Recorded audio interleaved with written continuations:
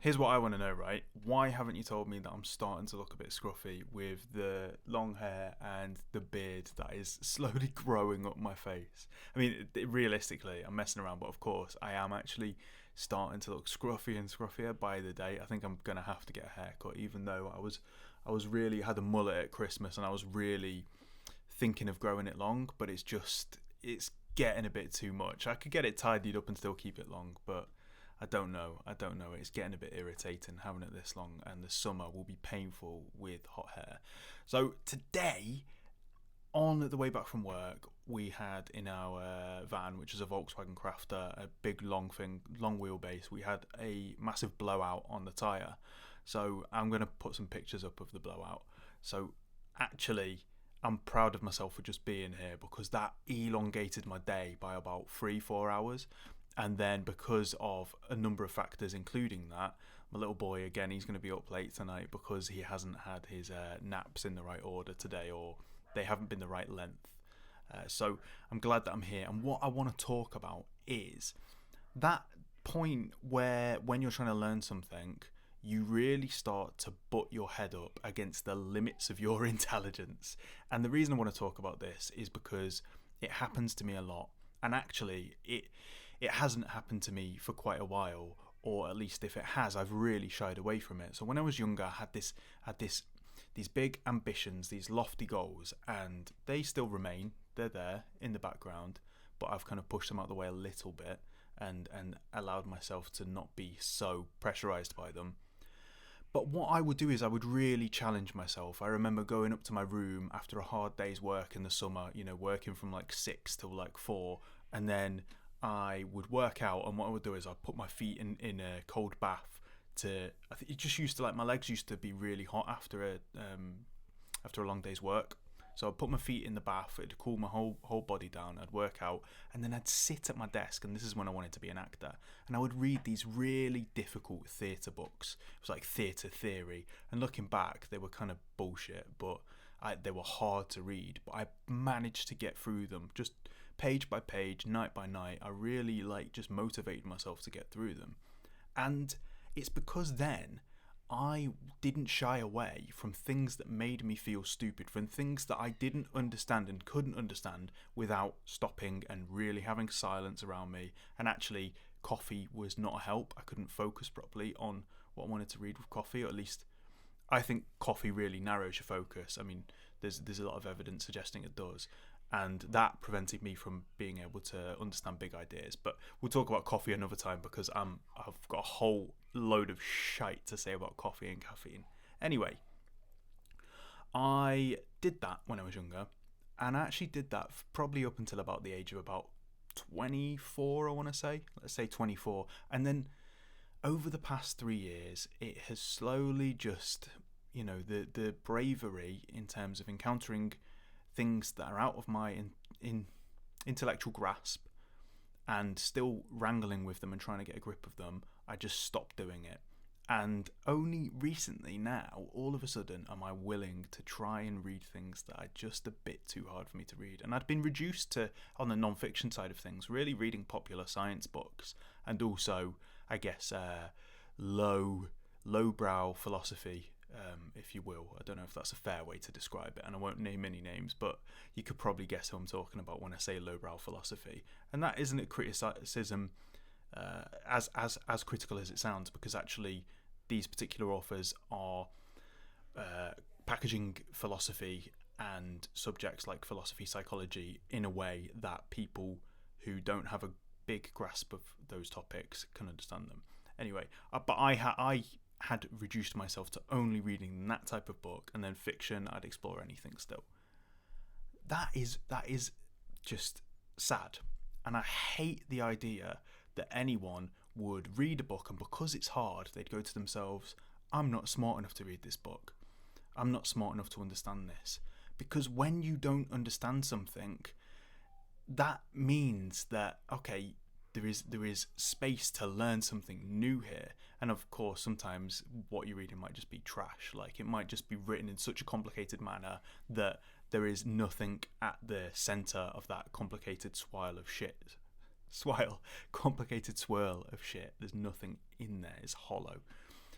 But a lot of the greatest books, they will take a bit of rereading, a bit of pausing, contemplation, thinking about them, maybe writing chapters down that you don't quite understand, but you know that there's something there.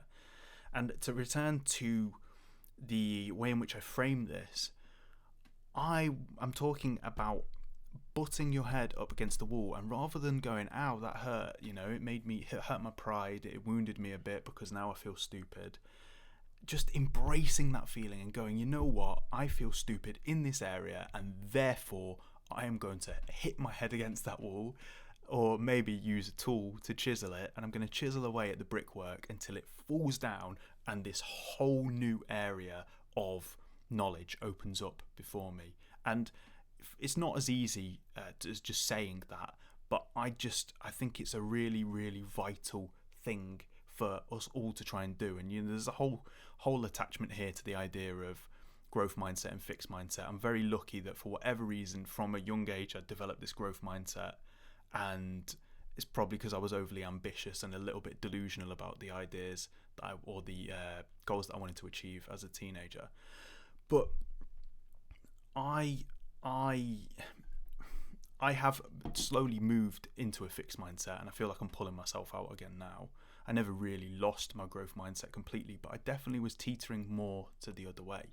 And I think in many ways, and it sounds conspiratorial to say that, society is built this way, but I do think in some sense society and the people who do have an understanding of difficult things, they like to stop other people from reaching them on that level, and you see all these terms thrown about, and you see people criticize, you don't need to have an opinion on everything, like that's a thing that people like to say. Or there's this new midwit thing, right, where the idea is that they'll say, I don't know, Jordan Peterson is a philosopher for midwits. Okay, so they're essentially saying that the ideas that Jordan Peterson discuss, they're only interesting to people who are of middling intelligence. And regardless of what you think of Jordan Peterson, whatever, you could be saying this about anyone like that.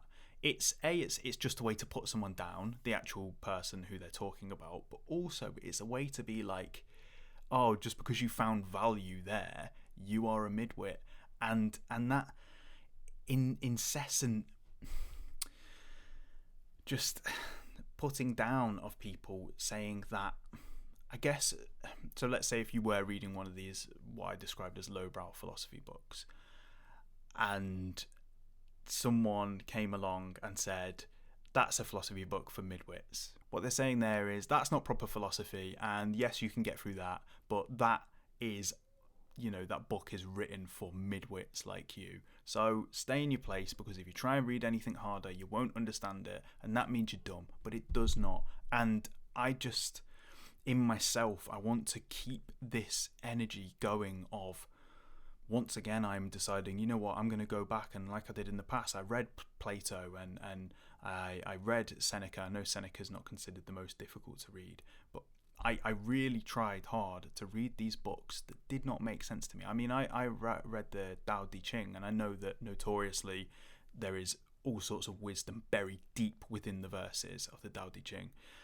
But I just read through it, and I was like, I do not get any of this. I probably got some kind of understanding from one of the pieces, and I'm sure one of the ideas of it is that there can be multiple interpretations of it. Let's move on from that specific example. I just really want to say to anyone who is watching and feels stupid, it is alterable. Like, you can read harder books. Just because you go to read a book and your brain is like, what is going on here? I don't know, maybe drop a level down, just a little level down, so it's hard, but you understand 50% of it. And then read that book twice, so you understand 75% of it. And then write down some of the ideas, so you understand 100% of it. And then move to the next book, and you will feel so much better when you read that book. We have this where we try and read a book when we're younger, and then it makes no sense. And then you read it when you're 5 years older, and all of a sudden, how has this happened? I understand this now. I don't know. I can't. I'm gonna rally against this a lot, and I want to talk about this subject as much as I possibly can because I love learning. It's one of. It sounds very oversimplistic to say it's one of my favorite things to do, learn. But I do. I love learning new things, and I think that there is so much joy to be found. Not in self improvement isn't the word, but just in the accumulation of knowledge and then the application of that knowledge, which then reinforces that knowledge.